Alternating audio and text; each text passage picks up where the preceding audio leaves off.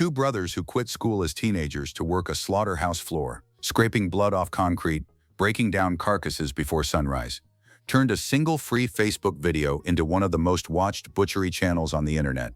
The bearded butchers, Seth and Scott Perkins of Creston, Ohio, built a brand that now reaches over 3 million subscribers, ships seasoning blends across the country, and has the ear of Congress. But the version of this story that most people know is missing about 30 years of context. By the time this video ends, you will understand exactly how a classified ad in a local newspaper triggered a chain of events that no one in the Perkins family planned, and why every bold, uncomfortable decision they made turned out to be the right one. It didn't start with a YouTube channel. It didn't even start with a butcher knife.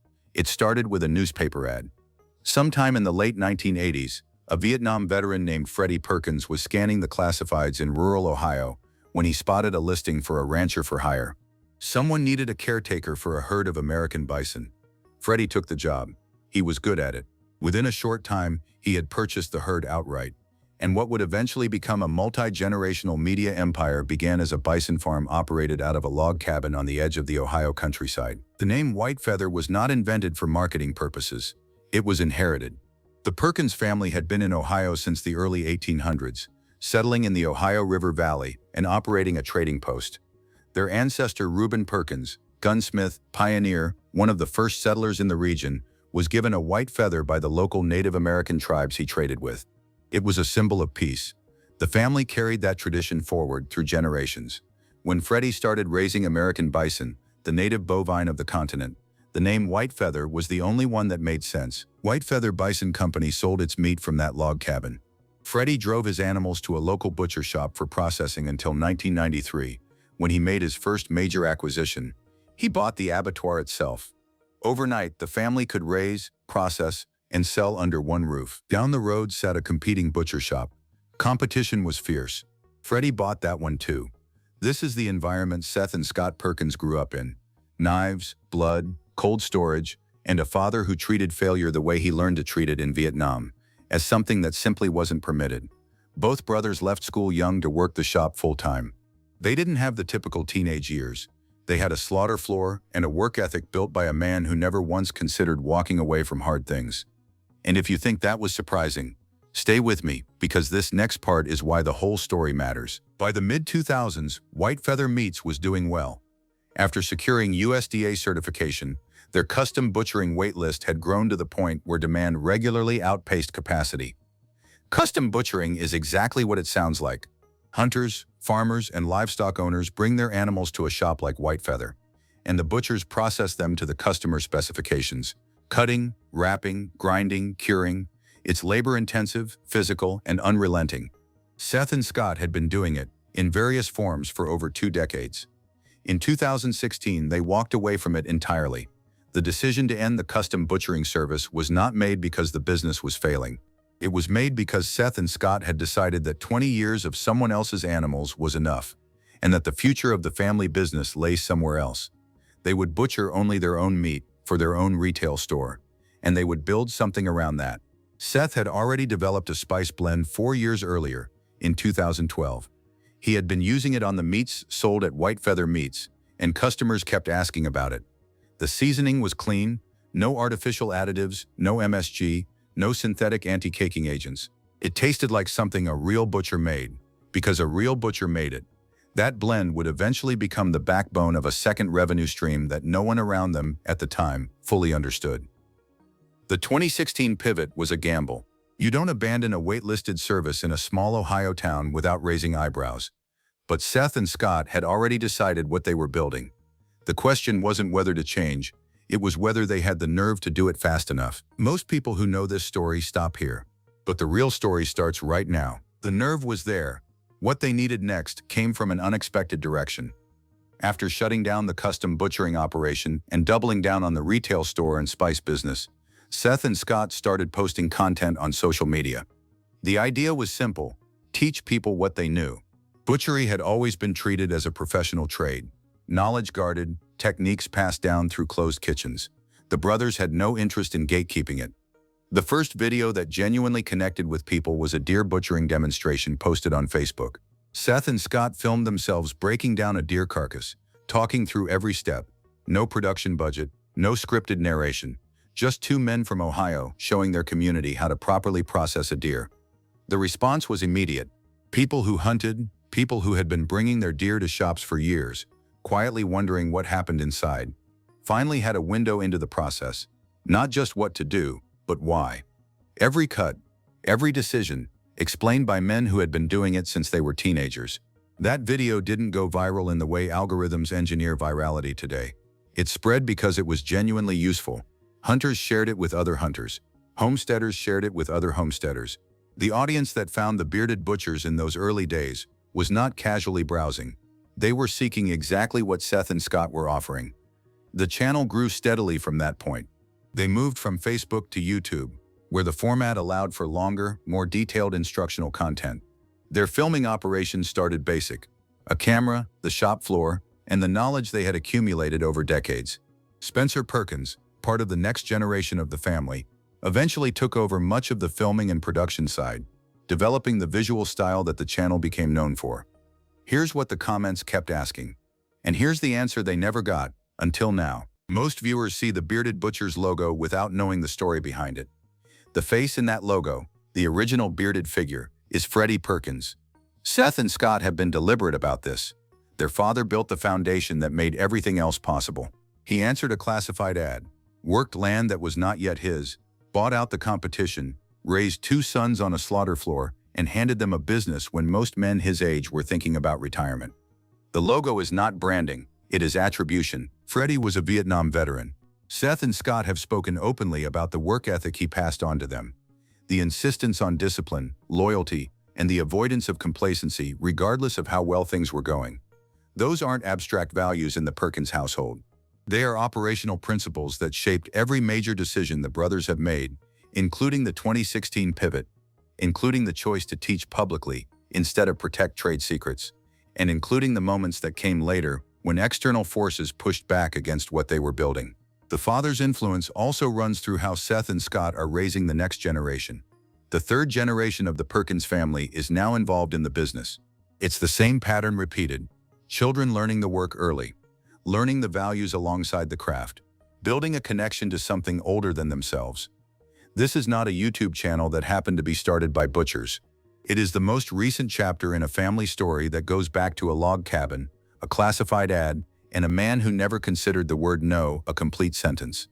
And that's when the decision was made, the one nobody around her saw coming. By the time the Bearded Butchers channel crossed 3 million subscribers, the brand had expanded far beyond the original log cabin and butcher shop. The business now operates on 3 distinct pillars. The first is White Feather Meats, the physical retail store in Creston, Ohio, where Seth and Scott still butcher meat for customers every week. The second is an e-commerce operation, a warehouse, a fulfillment team, a customer service department that ships seasoning blends, cutlery, and DIY meat processing kits to buyers across the country. The third is the media content itself, the YouTube channel, the podcast, the social media presence, and the educational brand that reaches hunters, homesteaders, and backyard grillers wherever they are. They have collaborated with figures like Andrew Zimmern, the television host and chef. They have partnered with Montana Knife Company. The brand is now legally registered under the entity Carnivore Brands LLC, a name that signals exactly where Seth and Scott see their long-term market position. Then came the ban. At a point when the channel was already established and growing, the brothers' social media accounts were locked out, flagged for alleged fraudulent activity. They addressed it publicly, turning the incident into a podcast episode simply titled, "We Got Banned." Their response was not to quietly fight the platform decision behind the scenes. They used it as a launching point to discuss something they had been observing for years: the internet's persistent discomfort with meat content. Seth and Scott have been direct about this in their podcast. The platforms that reward lifestyle content, food content, and DIY content draw a sharp, inconsistent line when that content involves the processing of actual animals. The Bearded Butchers built their audience by showing every step of where meat comes from.